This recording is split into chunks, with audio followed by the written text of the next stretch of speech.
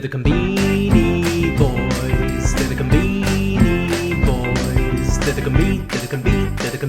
Conbini boys. Hey, Mike.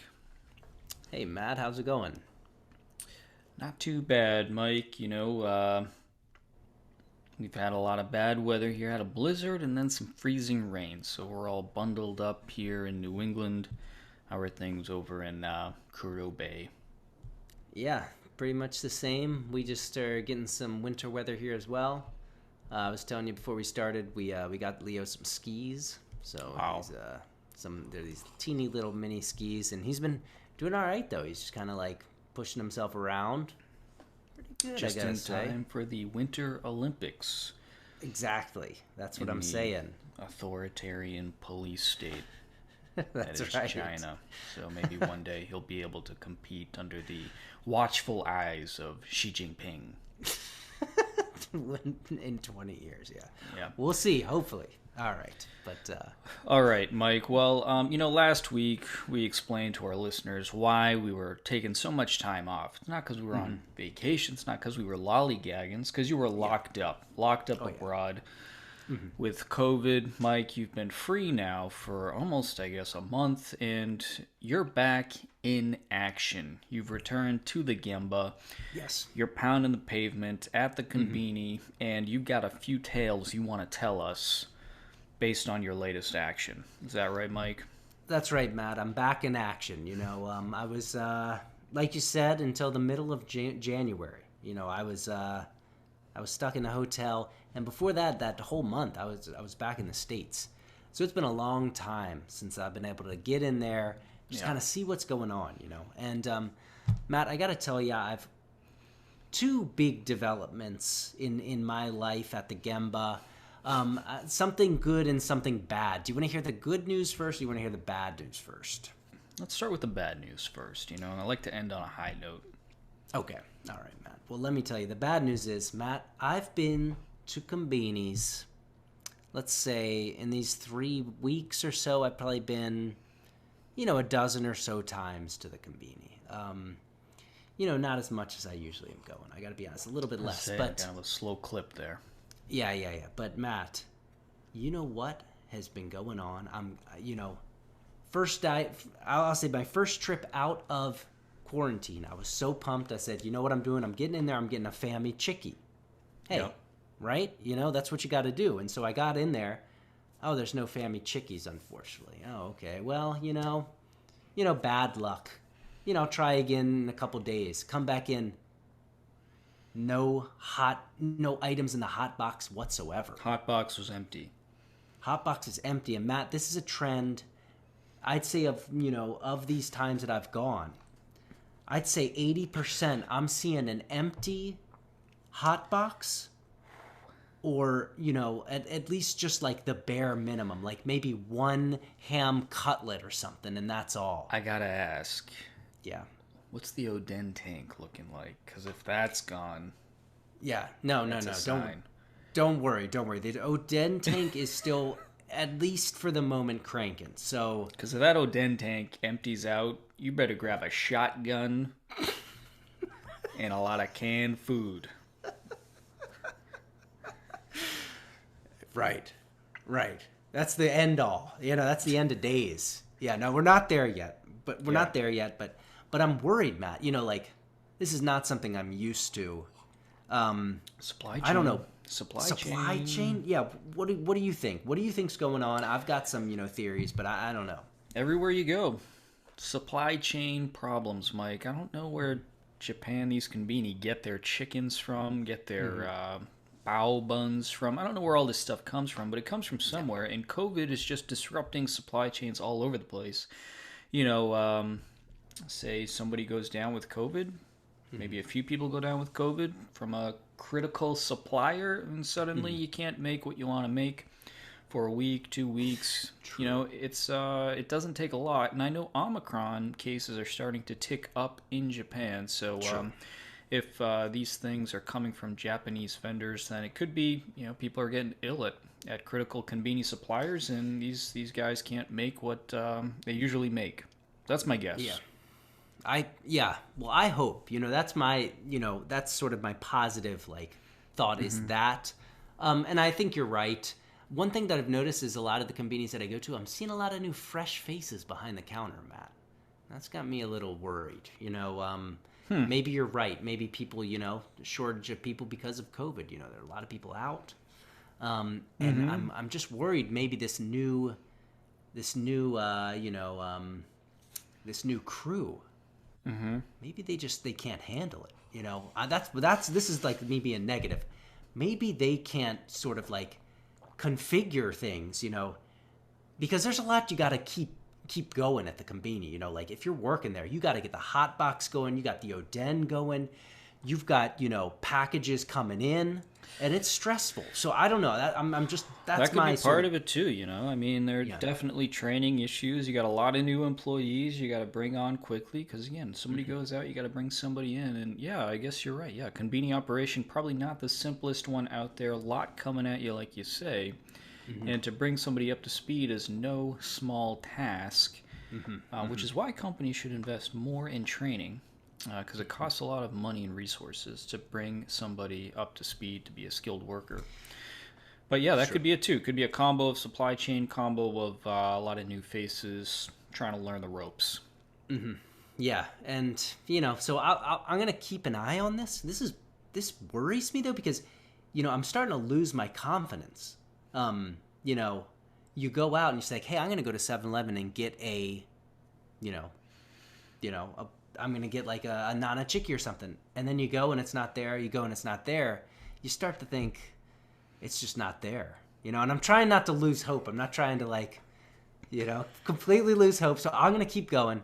It is the winter as well. But I think you'll be okay. Give it a few weeks. Let the Omicron thing blow over. It's got a pretty steep mountain to climb, but then boom, just crashes like a...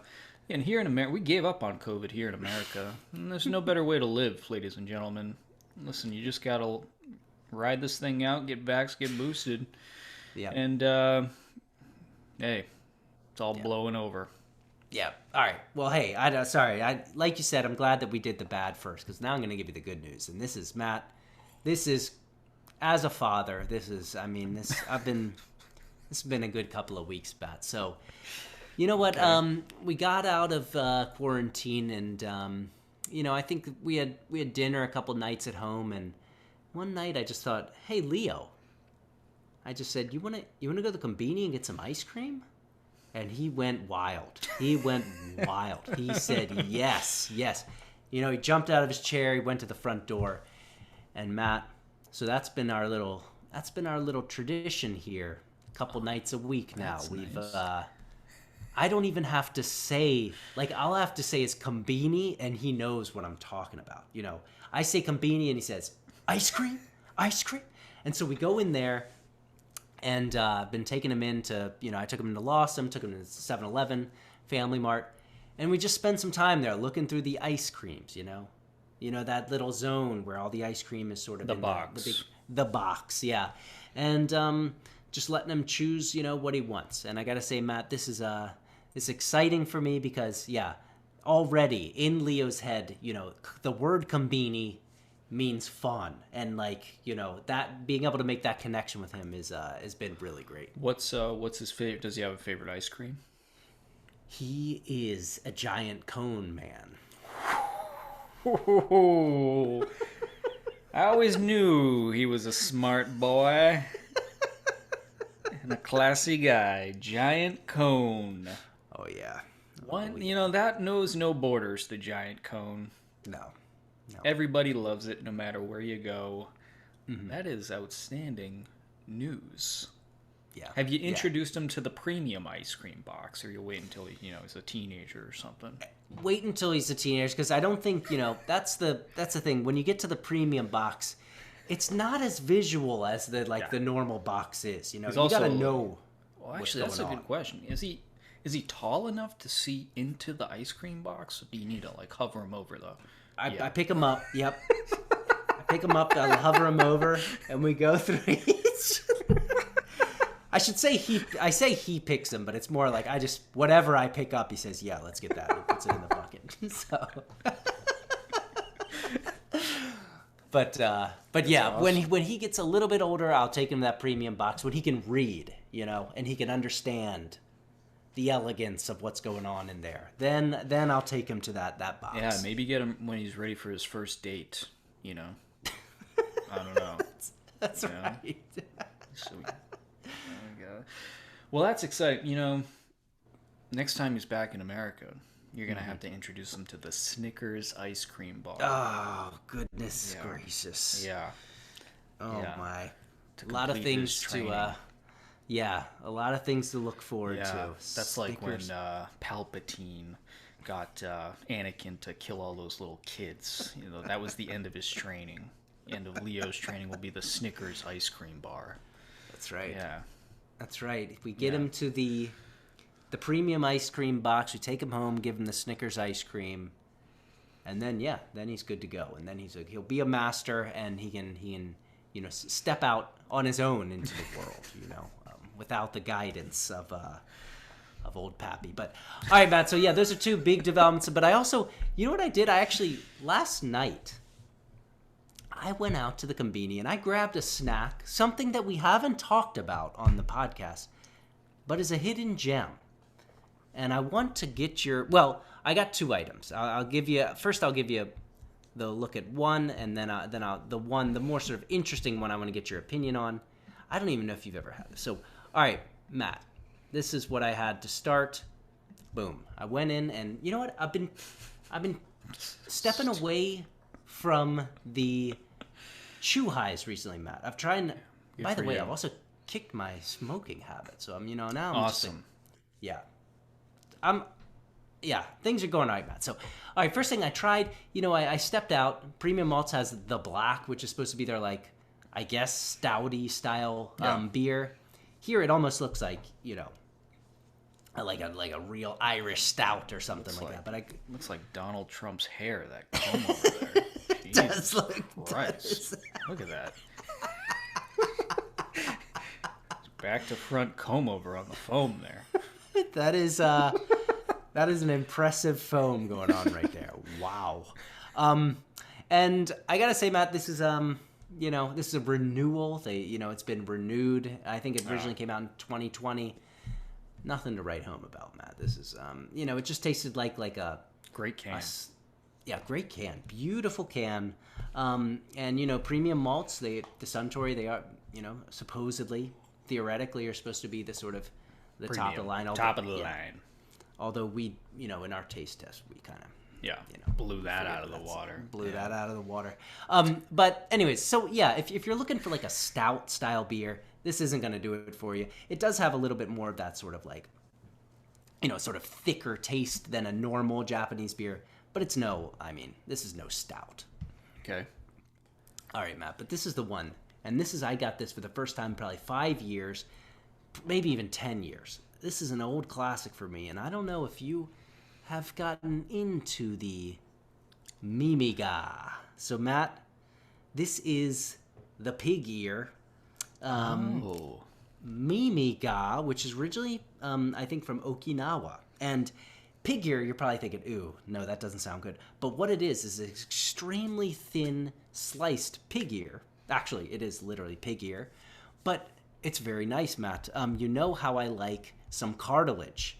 And, running through that pig's ear is that cartilage. So it's actually a really nice, dish. And I don't know, have you ever had the pig ear? Have you ever had the Mimiga? I've never had it. I've heard it tastes surprisingly good though.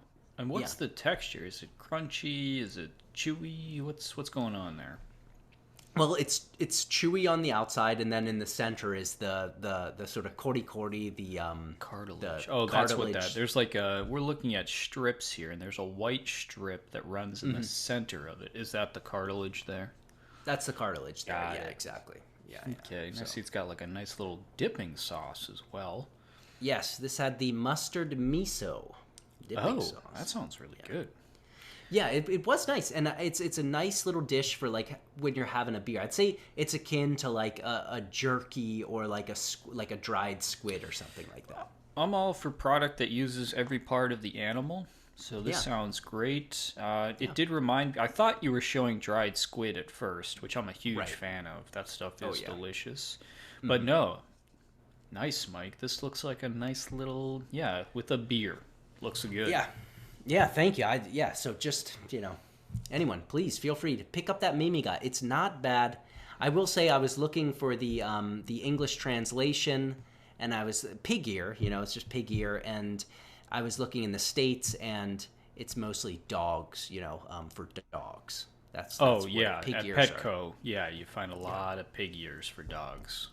Yeah. So all right, Matt. Well, hey, that I just wanted to catch you up on what I've been doing at the Gemba, but from here on out, I'm hit my stride and just gonna try and hopefully find some chickies. Awesome. All right, Matt. Well, heading into the Chickie Wars this week, we've actually got some action, Matt. I want to get your thoughts on a couple items here. So first off, coming out of Lawson, we have a new karaage flavor, Matt. Now, what's going on here? This is the karaage, the yakiniku-sauced flavor. Karaagekun. Yakiniku-sauced. Yakiniku, again, is like beef, usually like grilled beef that you kind of, little bits that you cook yourself. Anyways, Matt, what do you think about the yakiniku-sauced karaagekun? Mike, I gotta say, I'm pretty excited about this one. Who isn't a yakiniku fan? That's a crowd pleaser. For those who aren't aware, yakiniku is the cuisine in Japan. It's Korean barbecue. You pull up to a grill and you order a bunch of beef and vegetables, all kinds of cuts. You can get, your standard kind of like sirloin, thinly sliced. You can get things like beef heart, any kind of beef cut that you want. You can also order some wagyu, some really fancy high-end stuff, and they often pair it with some salt, fancy salt, or some sauce, and you get to choose. Do you want to salt it or do you want to sauce it? And here they're talking about that sauce, Mike, which is, it's a little bit sweet. I'm usually a salty guy. I normally don't use the tade sauce, but what really gets me going about this is a collabo, Mike, with a yakiniku shop called Todaji. I guess this is a chain based out of Tokyo. I've never been, but I did have a look at their website. They look like the real deal. So my guess is, this is a pretty outstanding tasting product due to that collabo. I also like the box here. You got Karaagekun, the mascot. He's working that grill. Big time there. So no, I like this. I like this idea, Mike. It's a little bit confusing, chicken with beef sauce, little curveball there. But hey, who doesn't like yakiniku? Well, vegetarians, I guess. But other than that, yeah. Well, and I am a fan of that sauce. I think you dip some of that beef in that sauce. It can be great, but I agree. I do like salt as well. So yeah, I agree. I think this is great. I'm good to see. All right, going on to 7-Eleven. All right, Matt. So here we've got new item. Let me give you the name though. This is the sweet and sour chicken. But Matt, this has a little catchphrase at the back: hot and crispy. Is this a new item or is it not? What do you think? this is not a new item, Mike. Okay. This is the same item that's been in that damn hot box since the very beginning. And you're not gonna fool me with some katakana. Yeah. Hot and crispy. It's outrageous that 7-Eleven is trying to, I don't know, maybe the product development team, the boss man was sweating them for some new product, and this is what they pulled out of their hats at the last second. Some katakana. Yeah, Matt. Yeah, good call. It was the katakana that saved this one, which is just that same item that we've always seen. But it's a good one. And hey, I can't complain. Not sad to see it, but would like to see a little bit more innovation. I will say, Matt, going on to Daily Yamazaki, another sort of, is this a new item or not? Daily Yamazaki, it's Spicy red chicken. Red being the key word, Matt. What do you think about this one? They've outdone themselves, Mike. Daily Yamazaki's photography. This looks like, this is like a piece of chicken that's on the surface of the moon, and somebody with like an amateur, what do you call that? A guy who has a telescope, Yeah, just in his astronomer, just in his backyard, and he zooms in, and he spots this. This is less than, we've heard of 4K. This is like negative 4K resolution here. I've never seen anything like it. It's just like this blurry red dot. Also, the description here, this is a spicy red chicken. They're claiming the ladies like this. Oh, yeah, they do. So keep that in mind, everybody. You might have, might be swiping right a little bit more often if you got one of these in your back pocket. That's true. And we got Valentine's Day coming up. This is, again, yeah, this is bizarre. I will say, yeah, this also is not a new item. We've seen this before from Daily Yamazaki. Never this red, but I'm sure it's very similar. But yeah, Valentine's Day is coming up, and like you said, hey, fellas, if you're looking to impress the ladies, maybe you need to, I would love to see that claim on like a 7-Eleven taquito flavor. Like the buffalo chicken, just in the description. Ladies love it.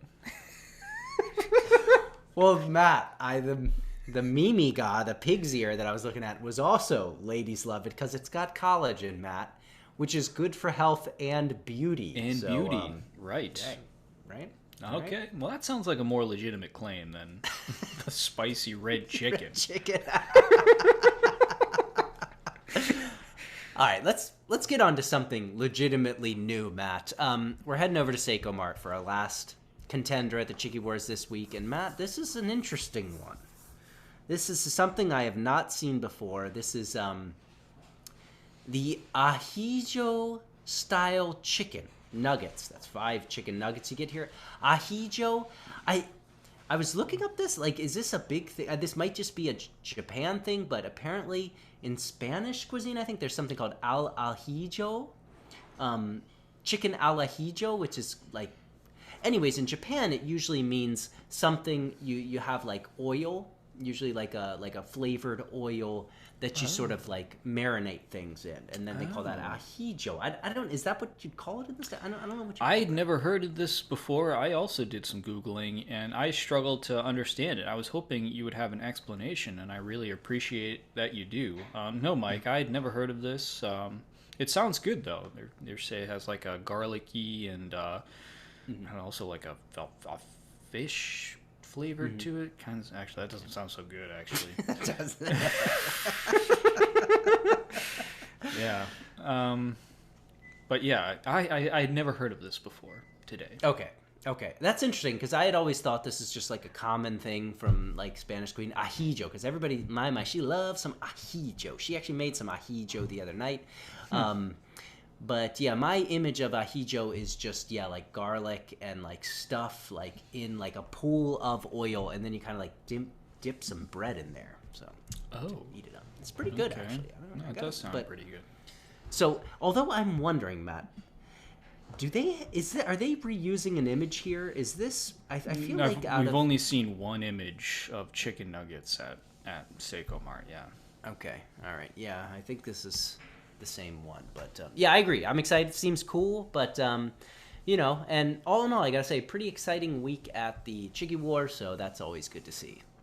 All right, Mike, it's on to the scoreboard. We're gonna take a look at the new item count across the big Conbini here. Let's take a look at it. Family Mart, 43 new items. Lawson, 39. 7-Eleven, 100.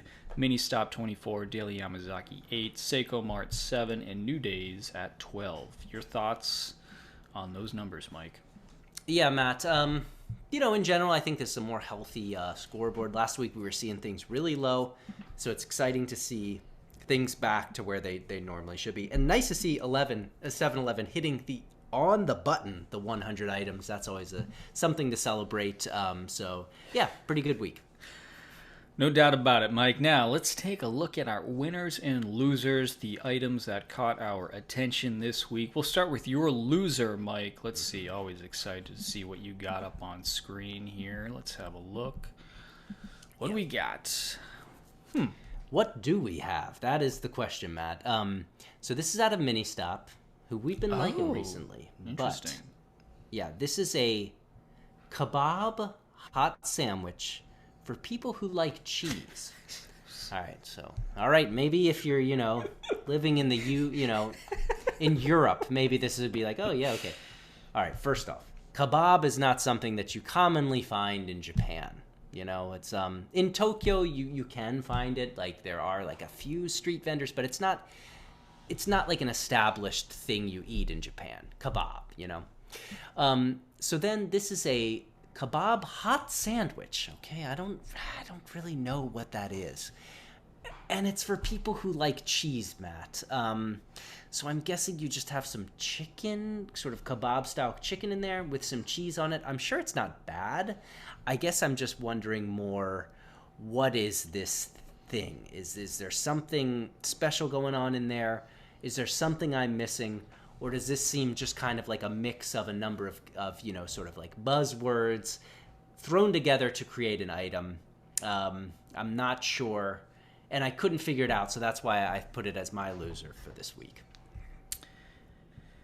Yeah, I'm still trying to wrap my head around this one, Mike. A lot of things that are baffling here. First, kebab. It's never served on bread. Yeah. It's served usually in a kind of pita. This is just like white bread, it looks like. Right? I don't understand, why would people who like cheese like this? I don't really understand that crossover. What it is about this flavor that's getting the cheese lovers. I don't see it. I see that they have a melted slice of cheese as the decorative element on the packaging. Maybe that's why a cheese lover would like this. Right. I don't know, Mike. I guess you throw this in the microwave and heat it up, which explains the hot part of this sandwich. But yeah, I've never seen kebab on white bread before. I don't see this going well, Mike. This doesn't look good. This is not good. This is not good. Yeah, no. All right, nice choice for a loser. Sad to see out of Mini Stop. They're usually in the winner's circle there. Yeah. All right, mine comes from 7-Eleven, Mike, and, we've seen a different play on this several times, and I just couldn't help myself. I know I've talked about this a lot, but, Mike, this thing, to me, looks like it was brewed up in Hell's Kitchen itself. It's got pretty much everything I'm not looking for in life. We have, it's rice topped with shirasu, so you got 1,000 different little eyeballs staring back at you. But then it's got a little blob, actually a pretty big blob of mentaiko sitting right on top of those shirasu in the middle. So you got the baby fish with a pile of fish eggs on top. I guess that's kind of the whole circle of life there. Maybe just slap a big piece of salmon, fill it on top of that sumbitch, and round it out. But just have Elton John blaring in the background while you're eating this thing. But yeah, not for me. Shirasu, mentaiko. Actually, if I had to pick one, I'd eat the shirasu before I ate the mentaiko. But and it's got some whack ass. I don't know what that is. What is that? I think that's seaweed of yeah, some sort. hijiki maybe in the back left, and then some pickled greens on the front right. Yeah, Matt. Not much to be excited about here. If you're, like us and don't like these things. No, not much to say that you didn't say. There's literally nothing in this that excites me.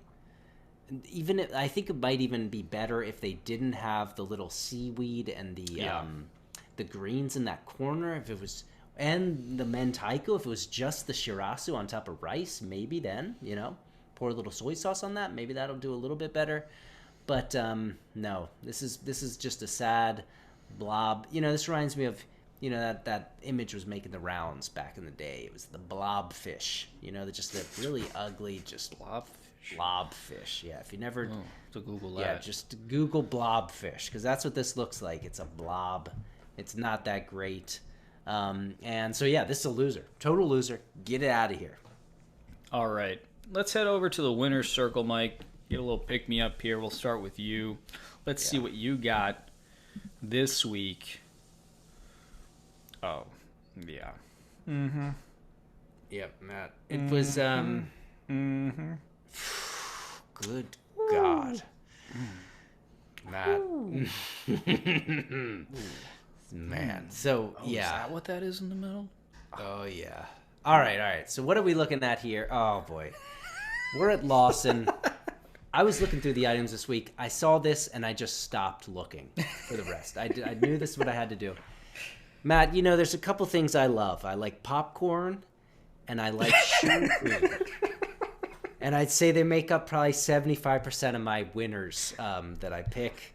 And it's been a while since I picked up a shoe, but Matt, out of Lawson, out of the Uchi Cafe, none other than the Uchi Cafe, we've got the brownie shoe with, with cream inside. So what this is, Matt, it's a shoe cream, but on the outside you have a covering of chocolate, and on top of that you have sprinkled pretty sizable bits of almonds. Yeah.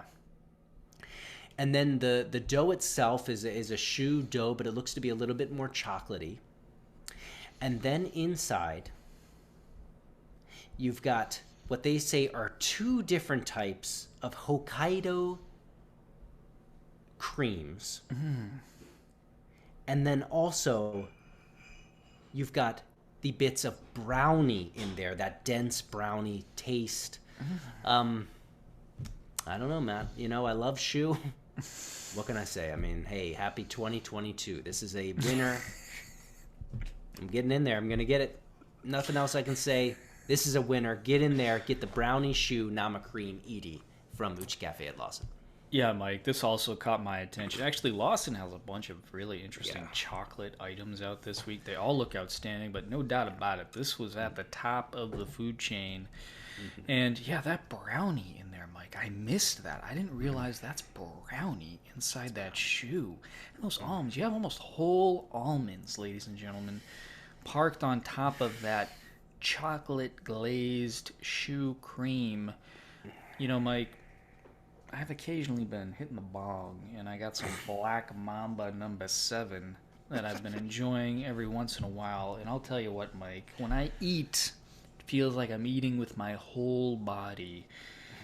I can smell with my eyeballs. That's how much I power up during that experience. And I feel like this is the pinnacle of human sensation right here. Some Black Mamba number 7 and a Lawson brownie shoe cream. Yeah, the Dalai Lama hasn't felt something that good. I'm guessing. Yeah, this looks very good. Yeah. Very good. All right. Mine's okay. It's not nearly that good. Actually, mine's actually pretty exciting. I take that back. Mine's also out of 7-Eleven. My loser came from 7-Eleven, Mike. Ooh. My winner's coming from 7-Eleven. And this one, you might want to take the young boy over to that ice box and introduce him to the Mr. Donut Ice Bar, Mike. Wow. This is They have taken the Mr. Donut double chocolate donut and turned it into an ice cream bar. For those who don't know, Mr. Donut, one of the greatest restaurants in all of Japan, some of the best donuts on the planet. If you've not been to Mr. Donut, you need to go to Mr. Donut. People talk about Jiro this, Jiro that. No. Mr. Donut this, Mr. Donut. That's where you gotta go. Yeah. I'll tell you how I lived my life, Mike. Back in the days, living in Kanazawa, we'd go to that ramen shop, and I'd have about 5 minutes from my last sip to the toilet bowl before I unleashed a fury.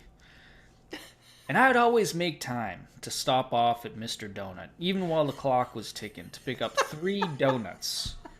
Because they're that damn good. It was worth pooping my pants to get some Mr. Donuts on the way home from some ramen and some beers. Oh my god. And now we have it in ice cream form, Mike, and I gotta tell you, I'm pretty pumped up about this. I hope they continue this innovation. Yeah. That is something that I don't even know if we have actually talked about it on the podcast before. Mr. Donuts. Yeah. An institution in Japan. And truly like a gem. Yeah, like you said, some of the best donuts, and just like a great restaurant. Like you go in there, you grab like a couple donuts, you take a seat, grab a little kohi, Bottomless coffee. bottomless coffee, Matt, and you're living the life. You're living the life. So yeah, I agree. Hey, where is this again? This is 7-Eleven. All right, Leo and I, next stop. That's where we're heading. We're heading 7-Eleven. I'm looking for this. I'll get back to you with the results. Looks great. All right. So that wraps up the scoreboard and our winners and losers this week. In fact, Mike, that wraps up the whole damn podcast. Wow, time always flies by. So we'd like to thank everybody for listening, and a special thanks to those who have supported the podcast by buying us a chickie. That's Carrie G. St. Michel, M.H. Bongo, Professor H. Matt D., Antonio Wade, Crew of Japan, Bobby Judo, and Anonymous. Thank you so much for buying us a chickie. If you'd like to support the podcast, head over to buymeacoffee.com/Conbini Boys and buy us a chickie. Share and rate the podcast on Apple Podcasts, Spotify, wherever you get your podcasts. You can also check this out on YouTube, see everything that we're talking about, and you can join a rather stupid conversation and unfolding on Twitter. Otherwise, thanks everybody for listening, and Mike, hey, I'll see you at the Conbini. See you at the Conbini. Conbini boys, they're the Conbini boys, they're the Conbini, they're the Conbini, they're the Conbini, they're the Conbini